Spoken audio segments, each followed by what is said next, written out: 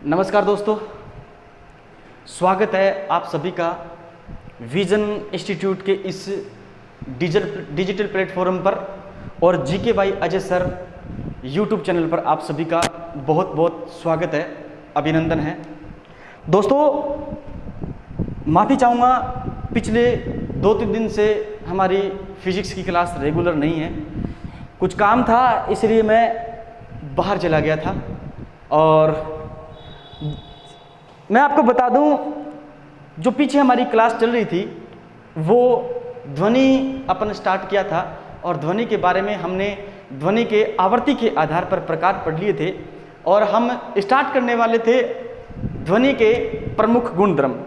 ध्वनि के प्रमुख गुणधर्म लगभग आप कुछ गुणधर्म तरंग के बारे में पढ़ के आए हो और उन्हीं को मद्देनजर रखते हुए मैं कुछ गुणधर्म आपको और करवाने जा रहा हूँ। स्पेशल ध्वनि के कौन कौन से गुणधर्म हो सकते हैं उनके बारे में अपन चर्चा करते हैं। क्लास को शेयर करना है, चैनल को सब्सक्राइब करना है, बेल आइकन को प्रेस करना है और जो पहली बार स्टूडेंट जुड़ा है उनको मैं कह दूं, यूट्यूब चैनल की प्लेलिस्ट में जाइए और वहाँ पर आपको जीके साइंस यानी फिजिक्स की प्लेलिस्ट आपको अवेलेबल हो जाएगी और वहाँ पर जाकर के हर एक वीडियो को देख करके आप हमारे साथ फिर लाइव जुड़ सकते हो।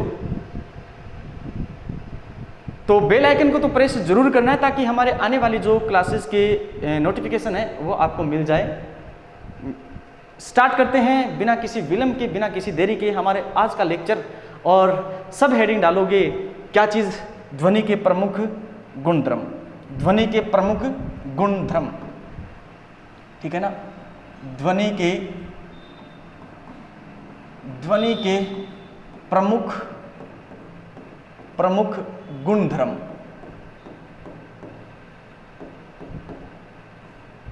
ध्वनि के प्रमुख गुणधर्म ये अपन पढ़ने वाले हैं। और गुणधर्मों में देखो, आपने पढ़ा है, क्या चीज़ पढ़ा है गुरुजी? सर आपने पढ़ा है सबसे पहला, और मैंने आपको पढ़ाया था तीव्रता। कब? जब हमने तरंग टॉपिक स्टार्ट किया था तो तीव्रता यानी इंटेंसिटी के बारे में मैंने आपको बताया है। इंटेंसिटी के बारे में मैंने आपको बताया, इंटेंसिटी, ठीक है ना? इंटेंसिटी के बारे में मैंने आपको बताया है। क्या है तीव्रता? तीव्रता क्या है? तो आप कहोगे तीव्रता जो है वो किसी क्षेत्रफल से, है ना, किसी क्षेत्रफल से प्रति सेकंड गुजरने वाली जो ध्वनि ऊर्जा की मात्रा होती है वो ध्वनि की क्या कहलाती है दोस्तों? तीव्रता कहलाती है। मैंने कहा कोई इकाई क्षेत्रफल है, उस इकाई या एकांक क्षेत्रफल से प्रति सेकंड ध्वनि ऊर्जा की कितनी मात्रा गुजर रही है वो दोस्तों क्या कहलाएगी? वो कहलाएगी उस ध्वनि की तीव्रता। क्या कहलाएगी? तीव्रता कहलाएगी। मैंने ये कहा, आपके पास में ये डिजिटल बोर्ड दिख रहा है, ये इतना कोई क्षेत्रफल है। इस क्षेत्रफल से, है ना, मान लीजिए ये कोई क्षेत्रफल है और इस क्षेत्रफल से मैं बोल रहा हूँ, मेरे द्वारा जो उत्पादित ध्वनि है उसकी कुछ ना कुछ ऊर्जा होगी और वो ऊर्जा इस एकांक क्षेत्रफल से कितनी ऊर्जा प्रति सेकंड निकल रही है और वो ऊर्जा ही मेरे द्वारा बोली गई जो ध्वनि है उस ध्वनि की क्या होगी दोस्तों? याद रखना, तीव्रता होगी। क्या होगी? तीव्रता होगी। अब मैंने ये कहा मेरे पास में एक ये क्या है, एक ये क्षेत्रफल है और मैंने ये कहा मेरे पास में एक ये क्षेत्रफल है। इस क्षेत्रफल से जो ध्वनि की ऊर्जा प्रवाहित हो रही है, इस क्षेत्रफल से जो ध्वनि की ऊर्जा निकल रही है, तो आप ये कहोगे ये ध्वनि की तीव्रता है। इस क्षेत्रफल से जितनी ऊर्जा निकल रही है ध्वनि ऊर्जा, वो भी क्या है? ध्वनि की तीव्रता है, इंटेंसिटी है, ठीक है?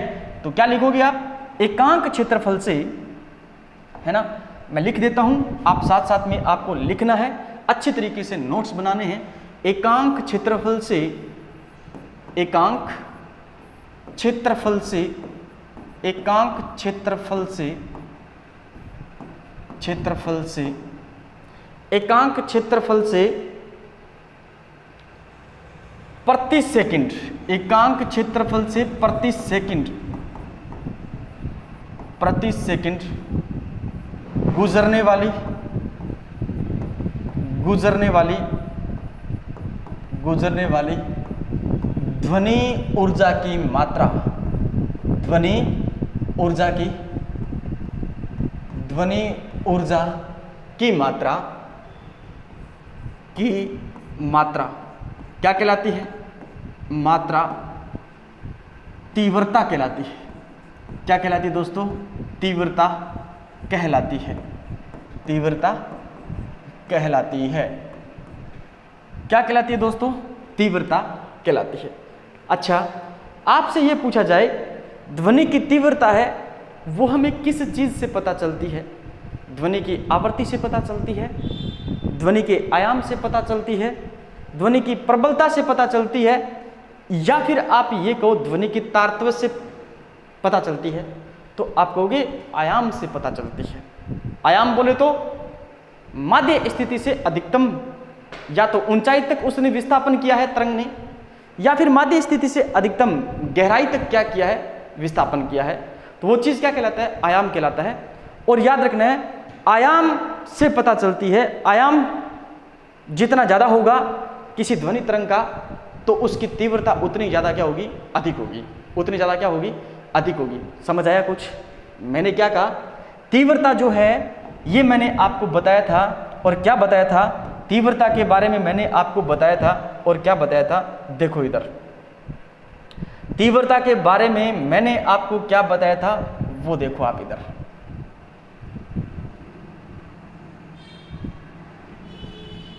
तीव्रता के बारे में मैंने आपको क्या बताया था वो देखो।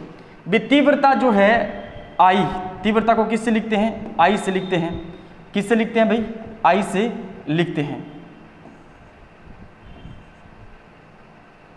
तीव्रता को किससे लिखते हैं? आई से लिखते हैं। और कैसे लिखते हैं? आई जो है वो समानुपाती होती है आयाम के वर्ग की। तीव्रता है वो समानुपाती होती है आयाम के वर्ग के। आयाम के वर्ग के क्या होती है भी? समानुपाती होती है। ये समझ गए आप? यानी आई है वो समानुपाती है ए स्क्वायर, आयाम के स्क्वायर के क्या होती है? समानुपाती होती है। इसका मतलब आयाम जितना ज़्यादा बढ़ेगा तो तीव्रता उतनी ज़्यादा क्या होगी? बढ़ेगी। जैसे मैंने ये कहा आयाम को आपने 1/2 गुना कर दिया, आयाम को 1/2 गुना कर दिया। इसका मतलब क्या हो गया? 1/2 गुना हो गया। इसका मतलब तीव्रता कितना गुना बढ़ गई? 1/4 गुना बढ़ गई है। 1/4 गुना बढ़ी। कैसे? तो आप ये कहोगे गुरुजी 1/2 स्क्वायर का मतलब हो गया 1/4। तो तीव्रता का जो है वो कितना गुना हो गई? तो आप कहोगे 1/4, है ना। पहले 1 थी, अब कितना गुना हो गई है? 4 गुना हो गई है। आयाम को यदि आपने 2 गुना कर दिया, इसका मतलब आयाम 2 स्क्वायर हो गए। 2 का स्क्वायर बोले तो तीव्रता कितना गुना हो गई है? 4 गुना हो गई है। आपने आयाम को 4 गुना किया, इसका मतलब 4 स्क्वायर किया, तो तीव्रता कितना गुना होगी? तो आप कहोगे सर 16 गुना होगी। पहले की तुलना में कितना गुना हो गई है? 16 गुना हो गई है। तो एकांक क्षेत्रफल से प्रति सेकंड गुजरने वाली ध्वनि ऊर्जा की जो मात्रा होती है प्यारे दोस्तों, वही क्या कहलाती है? वही तीव्रता कहलाती है, इंटेंसिटी कहलाती है। और इंटेंसिटी का पता हमें, तीव्रता का पता हमें याद रखना है उसके आयाम से चलता है। और आयाम जो होता है या तीव्रता जो होती है वो आयाम के वर्ग के क्या होती है? समानुपाती होती है। दोस्तों ध्वनि की तीव्रता को अपन बेल या डेसिबल के अंदर मापते हैं। किस में मापते हैं? बेल या डेसिबल के अंदर मापते हैं। और 1 बेल बराबर 10 क्या होता है? डेसिबल होता है। ये सब आप पढ़ चुके हो। और कहाँ पढ़ चुके हो? जो स्टूडेंट मेरे से क्लास में पढ़ चुका है उसको मैंने बता दिया है, ठीक है ना। और जो स्टूडेंट YouTube चैनल पर आज मुझे पहली बार देख रहा है तो थोड़ा सा आप पीछे की क्लास को अध्ययन करके आओ और तभी आपको ये टॉपिक है वो अच्छी तरीके से समझ में आ सकता है ना। मात्रक क्या रहेगा दोस्तों? ध्वनि की तीव्रता का जो मात्रक है वो मात्रक है आपका, याद रखना है, एक तो बेल है और दूसरा क्या है? दूसरा डेसिबल है। दूसरा क्या है? डेसिबल है। ये 2 मात्रक रहेंगे आपके तीव्रता के, इंटेंसिटी के। तीव्रता को मापने का मात्रक बेल और डेसिबल। और सबको पता है 1 डेसिबल बराबर 1 डेसिबल डीबी बराबर याद रखना है। 1 डेसिबल बराबर कितने, एक बेल बराबर, है ना, 1 बेल बराबर 10 डेसिबल होता है। 1 बेल बराबर याद रखना है 10 डेसिबल होता है। क्या होता है अभी, 10 डेसिबल होता है। ये चीज़ आपको याद रखनी है। क्या ये बात समझ में आई दोस्तों? अगर ये बातें आपको समझ आई है तो नोट डाउन करिए और क्लास को ज़्यादा से ज़्यादा मेरे प्यारे दोस्तों शेयर करना है। आपको क्या करना है, शेयर करना है, ठीक है। ये चीज़ आप पढ़ चुके हो। ध्वनि तीव्रता हमें ये बताती है, क्या बताती है ध्वनि तीव्रता हमें? ये बताती है कि ध्वनि का जो लाउड होगा, है ना, वो धीमा होगा या फिर मंद होगा। ध्वनि का जो लाउड होगा, वो लाउडनेस होगी ध्वनि की, यानी प्रबलता होगी ध्वनि की, वो मंद होगी या फिर तेज होगी। जिस ध्वनि की तीव्रता अधिक है उसकी प्रबलता भी क्या होगी, अधिक होगी, और जिस ध्वनि की तीव्रता कम है उसकी प्रबलता भी क्या होगी, कम होगी। प्रबलता को अपन डायरेक्ट नहीं माप सकते। यदि आपके पास में प्रबलता कब माप सकते हो आप प्रबलता के बारे में तब बता सकते हो जब आपके पास में उस ध्वनि की तीव्रता है ना। अगर तीव्रता अधिक है तो लाउडनेस भी अधिक होगा, और तीव्रता कम है तो लाउडनेस भी क्या होगा दोस्तों, कम होगा। ये बात आपको याद रखनी है। हो गया सबका? चलें आगे चलते हैं दोस्तों। नेक्स्ट जो दूसरा इसका गुणधर्म आता है वो है पिच। क्या है? पिच। पिच बोले तो गुरुजी तारत्व। कौन सा तारत्व? पिच बोले तो तारत्व। और तारत्व को इंग्लिश में अपन क्या कहते हैं, पिच कहते हैं। क्या कहते हैं? पिच कहते हैं। ठीक है जी, तारत्व, पिच। दोस्तों, तारत्व को सामान्य बोलचाल की भाषा में अपन क्या कह सकते हैं, तो चुभन कह सकते हैं। क्या कह सकते हैं? चुभन। कोई भी ध्वनि हमें कब चुभ सकती है? जब उसकी तीक्ष्णता अधिक हो, उसका तारत्व अधिक हो। ध्वनि का पतलापन, चुभता हुआ आप ये कह सकते हो, वो हमें क्या कहलाएगा, हमारे ध्वनि का क्या कहलाएगा, तारत्व कहलाएगा। महिलाओं की ध्वनि पतली होती है, क्यों? क्योंकि तारत्व क्या होता है उसका, तारत्व दोस्तों अधिक होता है, तारत्व अधिक होता है, ठीक है ना। और पुरुषों की जो आवाज़ है वो भारी होती है, क्योंकि तारत्व क्या होता है, कम होता है, ठीक है ना। तारत्व क्या होता है, कम होता है। तो तारत्व हमें क्या बताता है, ध्वनि की चुभन को बताता है ना, ध्वनि की तीक्ष्णता को बताता है, यानी ध्वनि कितनी पतली होगी और कितनी भारी होगी। ये जो गुणधर्म है ये कौन बताएगा, तारत्व बताएगा, ठीक है, ठीक है। और ध्वनि की जो आवृत्ति है अगर ज्यादा होगी, ध्वनि की आवृत्ति यदि ज्यादा होगी तो तारत्व भी क्या होगा दोस्तों, अधिक होगा। ये बात भी आपको याद रखनी है, ठीक है ना, ये बात भी आपको याद रखनी है। तो तारत्व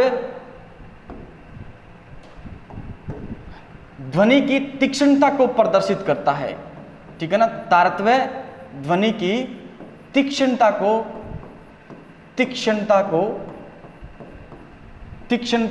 प्रदर्शित करता है,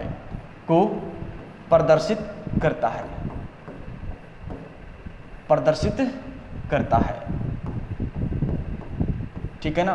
ध्वनि की तीक्ष्णता को प्रदर्शित करता है। समझ में आ गई बात? ध्वनि की तीक्ष्णता को प्रदर्शित करता है तारत्व, ठीक है। यानी तारत्व क्या होगा, अधिक होगा।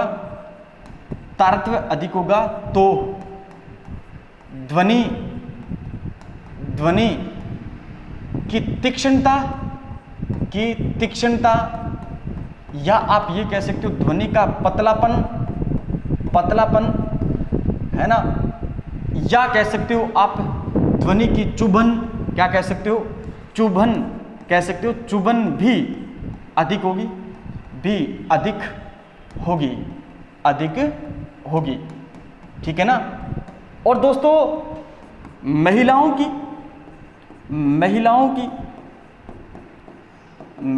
की ध्वनि अधिक पतली होती है, अधिक पतली होती है क्योंकि तारत्व क्या होता है ध्वनि का, महिलाओं की ध्वनि का तारत्व क्या होता है दोस्तों, अधिक होता है। तारत्व क्या होता है, अधिक होता है। ये बात आपको याद रखनी है, किसकी बजाय, पुरुष की तुलना में। ये साथ में और ऐड कर लेना, पुरुषों की तुलना में महिलाओं की ध्वनि अत्यधिक पतली होती है, अत्यधिक तीक्ष्ण होती है। क्योंकि क्या कारण है इसका, तो ये आपको बताना है। क्योंकि पुरुषों की तुलना में महिलाओं की ध्वनि का जो तारत्व है वो क्या होता है, अधिक होता है। इसके साथ साथ में याद रखना है, मच्छर की भिनभिनाहट है ना, मच्छर की भिनभिनाहट है। मच्छर की भिनभिनाहट, मच्छर के साथ साथ में आप मक्खी भी ऐड कर सकते हो, मच्छर या मक्खी, है ना, मच्छर या मक्खी की भिनभिनाहट। इसके साथ साथ में आप बच्चे का रोना, है ना, बच्चे का रोना, ठीक है। और दोस्तों घोड़ा जब बोलता है ना, घोड़े का हिनहिनाना, है ना, घोड़े का हिनहिनाना मतलब घोड़े का बोलना जो है वो याद रखना है किस पर निर्भर करता है, तो याद रखना है इनकी आवाज जो होती है वो पतली होती है। अर्थात आप लिख सकते हो इन सभी की ध्वनि का तारत्व अधिक होता है, ध्वनि का तारत्व अधिक होता है। अतः इनकी ध्वनि पतली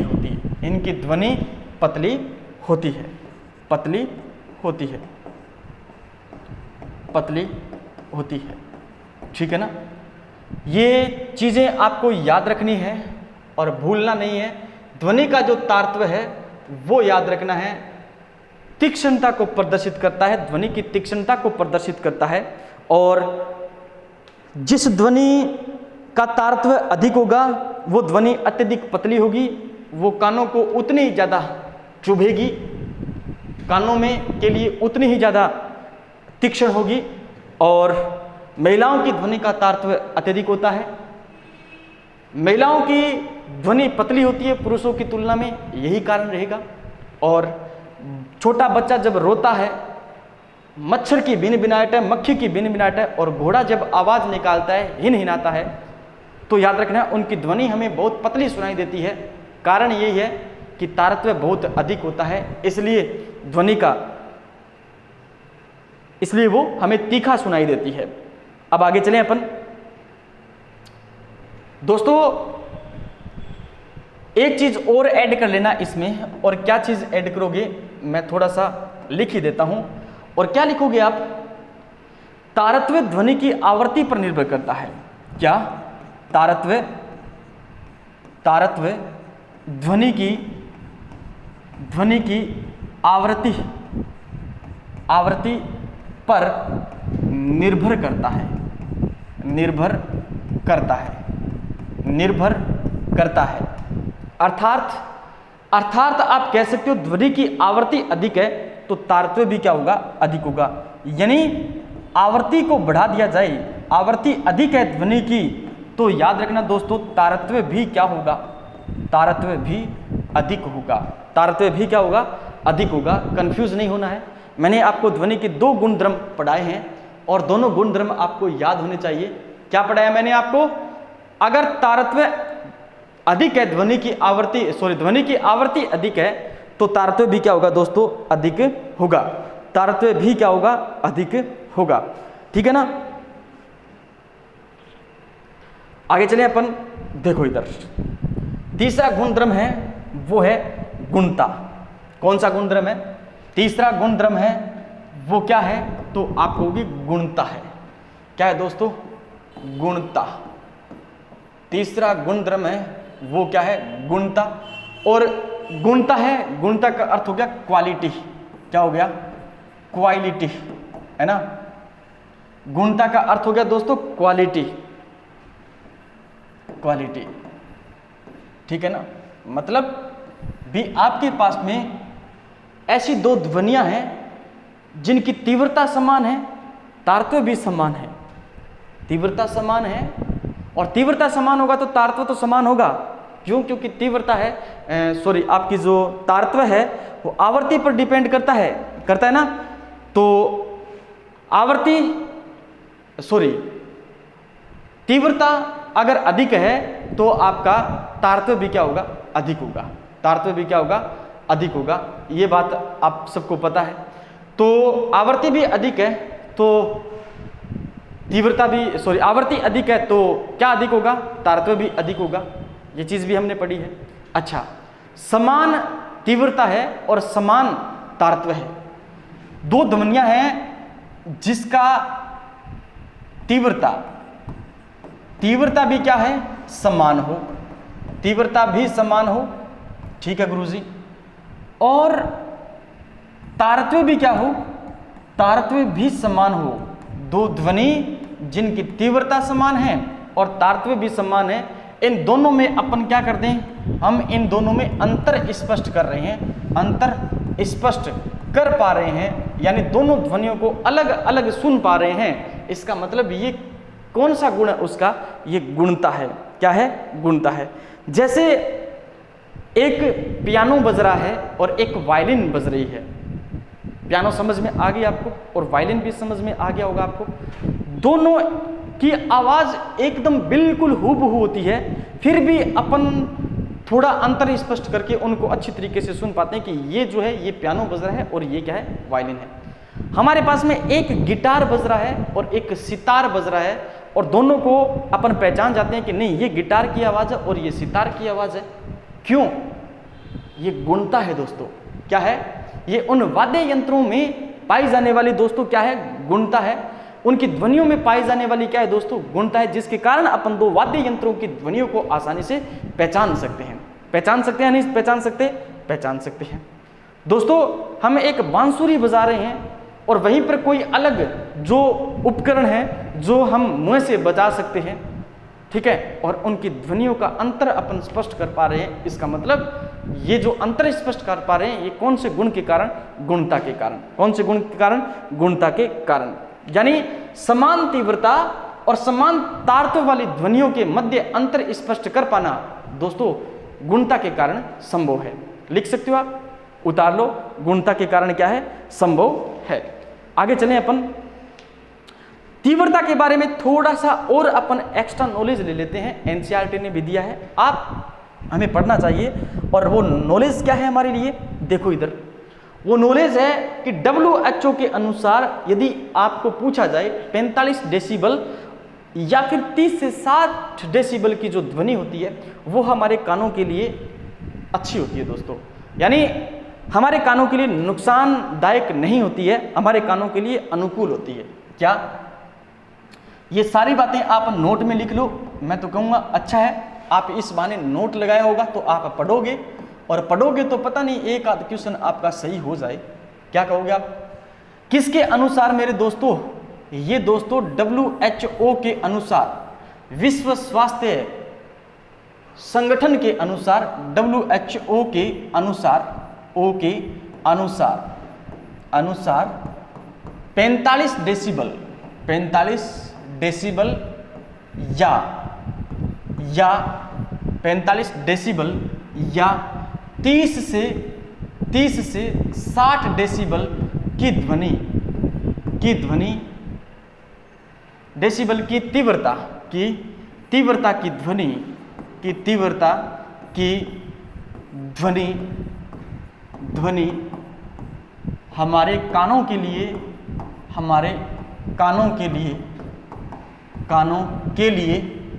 अनुकूल होती है, के लिए अनुकूल होती है, अनुकूल होती है, अनुकूल होती है। समझ में आ गई बात? किसके अनुसार?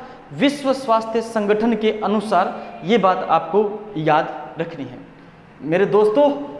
80 डेसिबल की जो ध्वनि है, 80 डेसिबल से ऊपर की ध्वनि, से ऊपर की ध्वनि, डेसिबल तीव्रता से, तीव्रता से, तीव्रता से ऊपर की ध्वनि, से ऊपर की ध्वनि, की ध्वनि,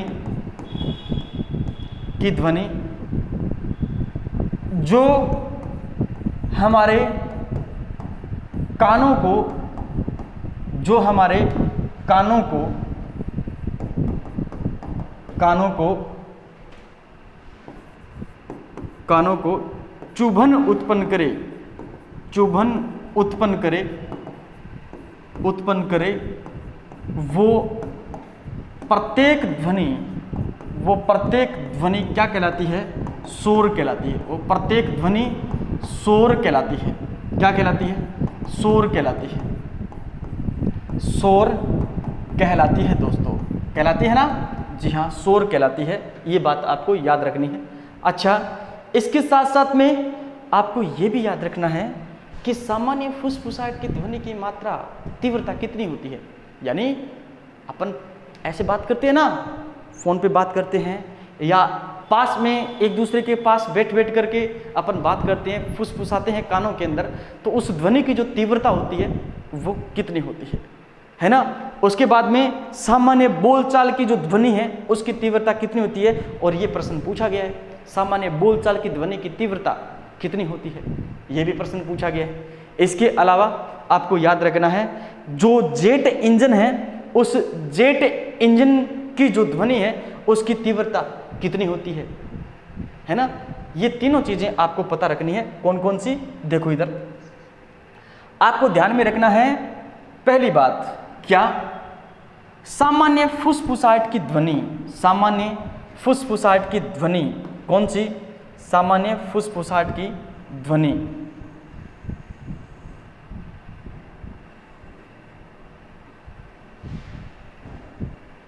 चलो ये चीजें आपको याद रखनी है। पहली बात कौन सी? पहली बात आपको याद रखनी है सामान्य फुसफुसाहट की ध्वनि की तीव्रता, सामान्य फुसफुसाहट, फुसफुसाहट की ध्वनि की तीव्रता, ध्वनि की तीव्रता कितनी? तीव्रता आप बताओगे कितनी, तो आप लिखो 15 से 20 डेसिबल, 15 से 20 डेसिबल, 15 से 20 डेसिबल। एक बात कौन सी? ये वाली बात आप याद रखोगे, है ना? सामान्य फुसफुसाहट की ध्वनि की तीव्रता कितनी है, तो आप याद रखोगे 15 से 20 डेसिबल। ठीक है, चलो ये भी आप याद रख लोगे। ये याद रख लोगे तो फिर अपन आगे चलें, आगे चलते हैं। और दूसरी जो है वो आपको क्या याद रखनी है? वो याद रखनी है सामान्य बोलचाल, है ना? क्या है? सामान्य, सामान्य बोलचाल, बोलचाल की, सामान्य बोलचाल की ध्वनि की तीव्रता, ध्वनि की तीव्रता। और कितनी है? सामान्य बोलचाल की ध्वनि की जो तीव्रता है वो कितनी है दोस्तों? तो आप याद रखोगे 30 से 60 डेसिबल। यानी सामान्य जो अपन बातें करते हैं, बोलचाल की जो तीव्रता है वो कितनी है? 30 से 60 डेसिबल है, 30 से 60 डेसिबल, है ना? बोलचाल की जगह आप लिख सकते हो, और क्या लिख सकते हो आप? बोलचाल की जगह बातचीत लिख सकते हो। क्या लिख सकते हो? बातचीत, है ना? बातचीत, सामान्य बातचीत, बातचीत की ध्वनि की तीव्रता कितनी है? 30 से 60 डेसिबल है। ये सबको समझ में आ गया? और दोस्तों जेट इंजन तीसरा रह गया हमारे पास में, क्या है, जेट इंजन।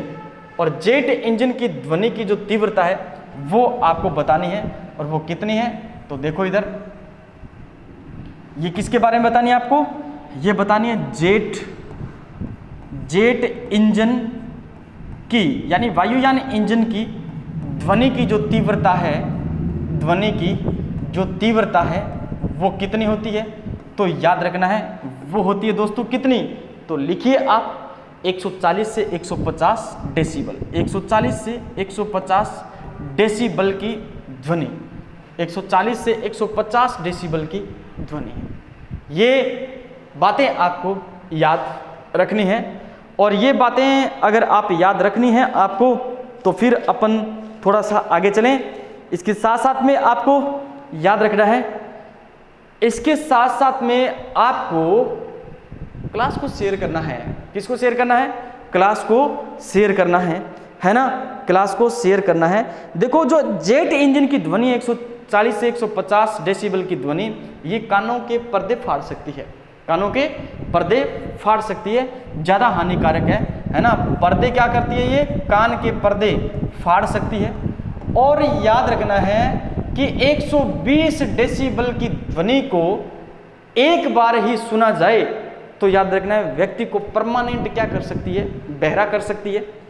80 डेसिबल की ध्वनि को लगातार 8 घंटे सुना जाए, लगातार 8 घंटे सुना जाए तो व्यक्ति परमानेंट क्या हो सकता है, बहरा हो सकता है। ये बातें आपको याद रखनी है, ये कोई पूछता नहीं है, लेकिन फिर भी आपको याद रखना चाहिए 80 डेसिबल की ध्वनि को 8 घंटे लगातार सुना जाए तो व्यक्ति जो है वो परमानेंट बहरा हो सकता है। 120 डेसिबल की ध्वनि को यदि आपने एक ही बार में सुन लिया तो याद रखना व्यक्ति को परमानेंट बहरा कर सकती है। 140 से 150 डेसिबल की ध्वनि इतनी खतरनाक है कि जो हमारे कान के पर्दे हैं वो कान के पर्दे फाड़ सकती है। ये चीज़ें आपको दोस्तों याद रख करके चलनी है, और 100% आप साथ साथ में नोट्स बनाते जाओ, बहुत काम की चीज़ें हैं आपके लिए। और इतने अच्छे, इतने छोटे से प्लेटफॉर्म पर आपको ये चीज़ें पढ़ने को मिल रही है, इसका मतलब आप बहुत ज़्यादा धन्य हो। और नेक्स्ट जो अपन पढ़ेंगे वो पढ़ने जा रहे हैं अपन, क्या है, ध्वनि का वेग है। विभिन्न माध्यम में ध्वनि के वेग के बारे में अपन चर्चा करेंगे, और वो अपन कल की क्लास में करेंगे। आज के लिए इतना ही, नेक्स्ट अपन मिलते हैं इसी टाइम इसी समय, और ध्वनि के वेग के बारे में अपन डिस्कस करेंगे। और आप सबसे रिक्वेस्ट है चैनल को ज़्यादा से ज़्यादा शेयर करें। और दोस्तों जो स्पेशल ALP की तैयारी कर रहे हैं उनके लिए मैं बता दूं, स्पेशल साइंस कोर्स स्टार्ट कर रखा है, आप आइए और क्लास का मज़ा लीजिए। बहुत अच्छा कंटेंट आपको मैं प्रोवाइड करवा रहा हूँ। 100% अगर आप ALP की ही तैयारी कर रहे हैं तो मैं कह रहा हूँ आप ALP के पीछे ही रहिए, है ना, अन्य किसी वैकेंसी की तरफ आप मत भागिए, क्योंकि आपने कितने साल, कम से कम 1 साल हो गया आपको ALP की तैयारी करते हुए, और अगर आप ALP को छोड़ करके अन्य किसी वैकेंसी की तरफ जा रहे हो, इसका मतलब आप अपने ही पैरों पर कुल्हाड़ी मार रहे हो। ALP की वैकेंसी जस्ट आ जाएगी, अभी ज़्यादा से ज़्यादा 1 महीना और लग सकता है, इससे ज़्यादा समय नहीं लगेगा, आपको ALP की वैकेंसी देखने को ज़रूर मिलेगी। तो मेरे कहने का अर्थ समझ गया। आप 3-4 घोड़ों पे सवार मत होइए, आप जिस घोड़ी पर चल रहे हो उसी घोड़े पर चलते जाइए, आपको सफलता अवश्य मिलेगी, वरना 3-4 घोड़े आपको मिल करके गिरा सकते हैं। ठीक है ना, मिलते हैं कल फिर इसी समय। जय हिंद दोस्तों, जय भारत।